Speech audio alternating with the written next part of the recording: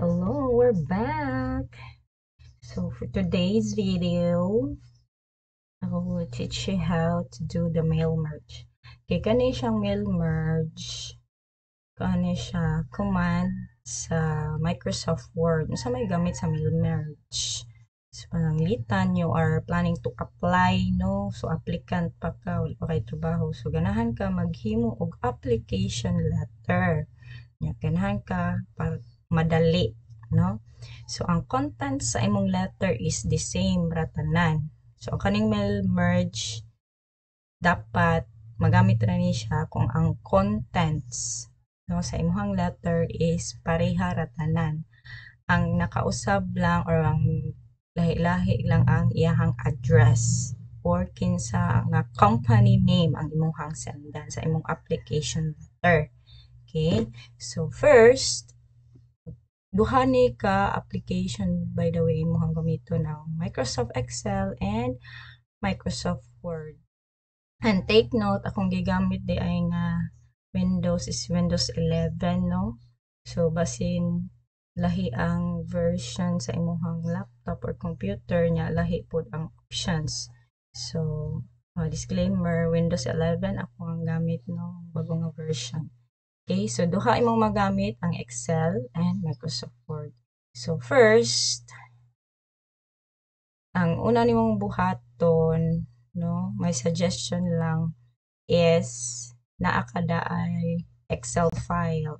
Okay? So unsay sud sa imong Excel file?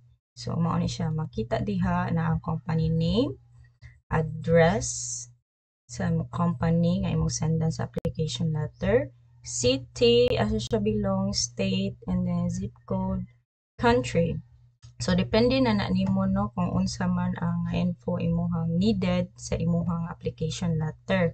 Pero kani ako no nay uban diri no ilahi og mga kanang address na disclaimer lang dili gyud ni mao exact address for kuan lang ni kanang sample purposes. So example ra ni siya. Nagbuhat lang ko og mga kuan nga address. Okay? So, dapat naka-type na ni daan, yan, naka-save na ni daan sa imuhang laptop. Okay? So, close na nato. Then, ari na ta sa Word. So, unsay i-type sa imuhang Microsoft Word.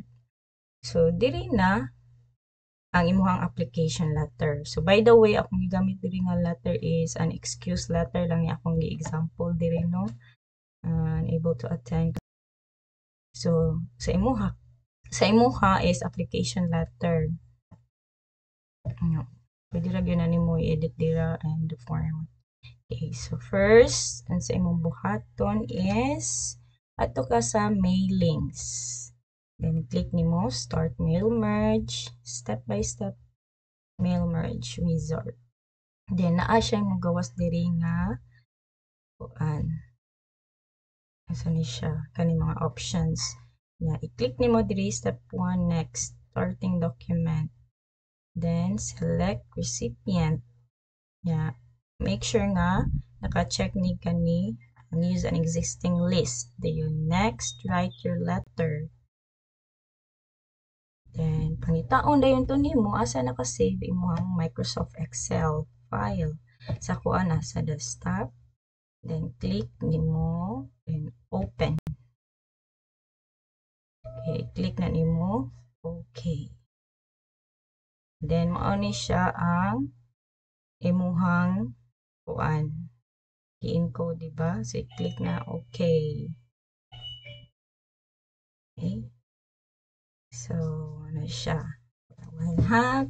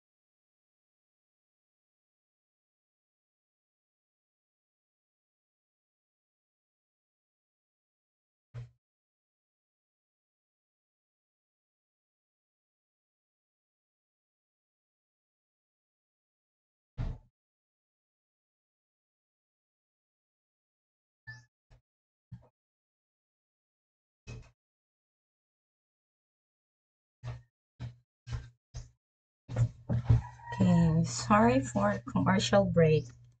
Isa to na. So make sure naka-click ang existing list. Then next, write your letter. Okay, diri na mag-start. So magbutang ta og address block. Ang gamit sa address block is katong ang address sa company nga imong sendan.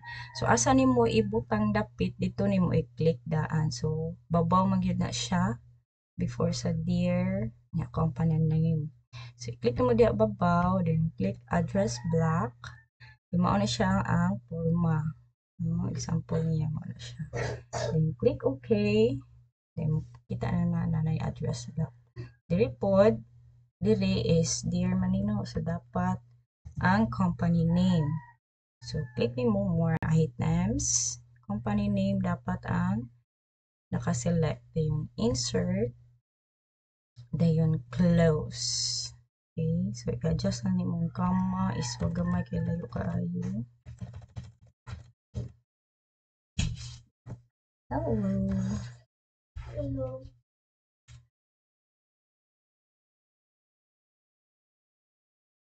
Okay.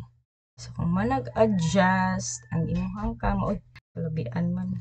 Z, Control Z, Control Z.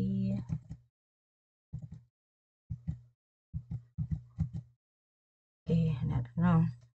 So man nag-insert ang company name, preview na din ka, preview your letters. So what you can see, mauna ni siya ang nag-1. Ang finished product sa imong letter. So, no, dili na ka mag-copy-paste, mag-edit-edit sa kuon address. Yeah. As what you can see, naaman siya yung mga spaces, no? So, pwede rin mo siya highlight. Yeah. Home. Adjust mo ang space. Kidako ra kayo. Remove na lang ka space. Na. So, ito yung view. Okay? So, ma-apply siya sa uban nimo nga address block. So, kung unsay mong gi-edit sa usa ka email, address block sa mga application letter, ma-apply siya sa all. So, dali na lang kaya ang pag-edit, di ba? So, disclaimer, ang contents nimo dapat the same, no? So, mao na gamit sa Mailmerge. Same ang content sa imong letter, ang lahi lang is kani. So, kung ma-apply ka mga napo ka company, gamit kay ni siya. Actually, ila ka company mo ma-apply yan. Okay, that's it for today's video. Thank you mga viewers and Tekanalex. Bye!